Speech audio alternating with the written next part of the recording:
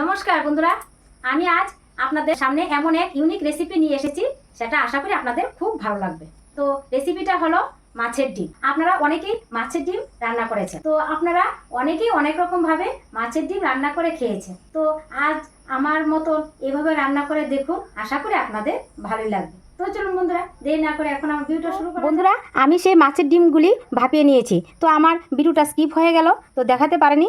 মাছের ডিমটা ভাপিয়ে নেওয়ার সময় কিন্তু আমি ভিডিওটা অন করেছিলাম। কিভাবে যে ভিডিওটা অফ হয়ে গেল আমি বুঝতে পারিনি, তার জন্য বন্ধুরা আমি দুঃখিত। তো আমি বলছি কিভাবে ডিমটা ভাপিয়ে নিয়েছি। কড়াইতে কিছু পরিমাণ মতো জল দিয়েছি, আর দিয়েছি নুন, আর দিয়েছি হলুদ। সেই হলুদ লবণ দিয়ে আমি মাছের ডিমগুলো ভাপিয়ে নিয়েছি। আর ডিম ভাপিয়ে নেওয়ার কারণ হলো ডিমের মধ্যে যে একটা আষ্টে গন্ধ থাকে, ভাপিয়ে নিলে সেই আষ্টে গন্ধটা থাকে না। আমি মাছের ডিম ভাপিয়ে নিয়েছি আর 3 মিনিটের জন্য ঠান্ডা হতে দিয়েছি। তো এখন মাছের ডিমগুলি ঠান্ডা হয়েছে।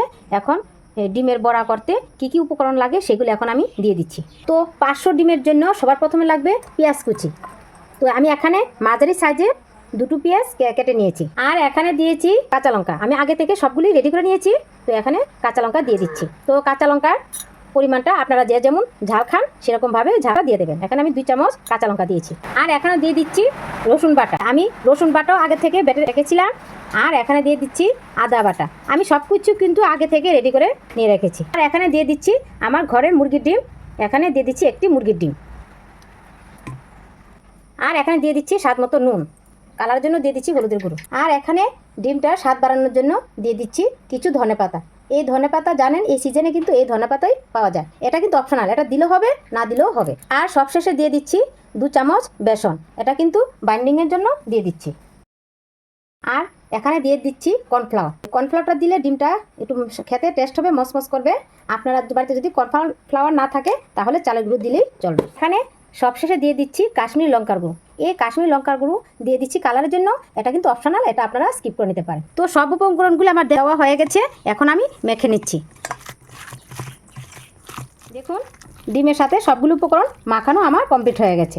আর দেখুন বেশি পাতলাও হয়নি, আবার বেশি ঘনও হয়নি। আমি যেভাবে মাপগুলি দিয়েছি আপনারা ঠিক সেভাবে পরিমাপগুলি দিয়ে দেবেন, তাহলে দেখবেন একদম পারফেক্ট হবে। তো এখন আমি একটু ওভেনে প্যান বসিয়ে নিয়েছি। ডিমগুলি ভাজার জন্য প্যানের মধ্যে পরিমাণ মতো তেল দিয়ে দিচ্ছি। আমি ডিমগুলি সাদা তেল দিয়ে ভাজবো, তার জন্য সাদা তেল দিয়ে দিয়েছি। তো তেলটা গরম হয়ে গেছে ডিমগুলি ভাজার জন্য।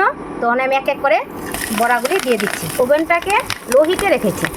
তো বড়ার সাইজটা আপনারা আপনাদের মতন দিয়ে দেবেন। ডিমগুলি আমি একটু বড় বড় ডিমের বড়া করি, তার জন্য একটু সাইজে অল্প বড় করে দিচ্ছি। তো আপনারা যদি মনে করেন এর থেকে আরও ছোট ছোট করে খাবেন, তাহলে সাইজগুলি আপনারা ছোট ছোট করেও দিতে পারবেন। তো এখন আমি বড়াগুলিকে এক এক করে উল্টিয়ে দেব। আর ওভেনটাও কিন্তু আমি লো হিটে রেখেছি।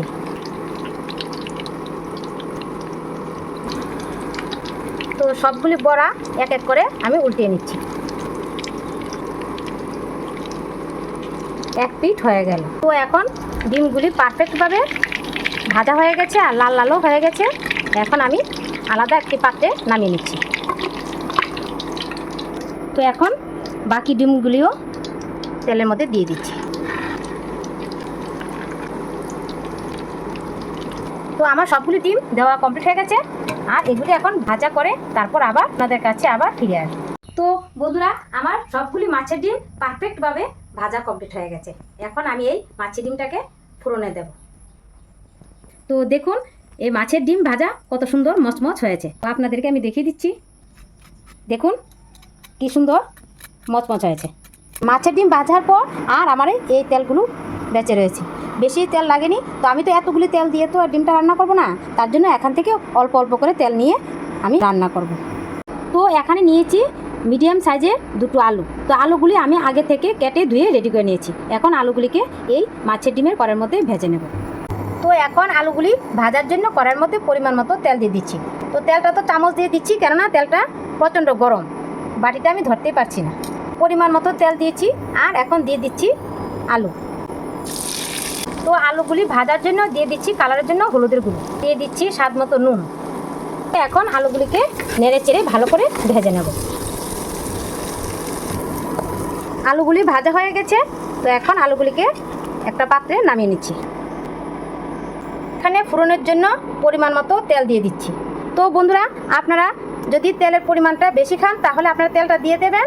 আমি কিন্তু সব কিছু রান্নার মধ্যে তেলটা পরিমাণে কম খাই, জন্য আমি এখানে 3-4 চামচ তেল দিয়েছি। তো এখানে ফোড়নের জন্য দিয়ে দিচ্ছি 1 চামচ কালো জিরে, আর এখানে দিয়ে দিচ্ছি 2টো শুকনো লঙ্কা, আর দিয়েছি কিছু পেঁয়াজ কুচি দিয়ে পেঁয়াজ, কালো জিরে, শুকনো লঙ্কা সবগুলি হাই হিটে ভেজে নিতে হবে। তো পেঁয়াজ ভাজা যদি ভালো করে না হয় তাহলে গ্রেভির টেস্টও কিন্তু ভালো হবে না। তো পেঁয়াজগুলি লাল লাল ভাজা হয়ে গেছে। তো পেঁয়াজ লাল লাল ভাজা হয়ে গেলে মধ্যে দিয়ে দিচ্ছি আদা আর দিয়ে দিচ্ছি রসুন বাটা। তো আদা রসুন ভালো করে ভেজে নিতে হবে, তা না হলে যে কাঁচা গন্ধ দূর হবে না। তো আমি আদা রসুনগুলি ভালো করে ভেজে নিচ্ছি। আর এখানে দিয়ে দিচ্ছি ঝালের জন্য কাঁচা লঙ্কা কুচি।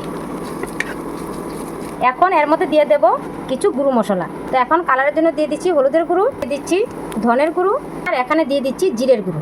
এখানে দিয়ে দিচ্ছি কালারের জন্য কাশ্মীরি লঙ্কার গুঁড়ো, দিয়ে হালকা উষ্ণ গরম জল দিয়ে দিচ্ছি মশলাগুলি ভাজার জন্য। কি সুন্দর একটা স্মেল বেরিয়েছে।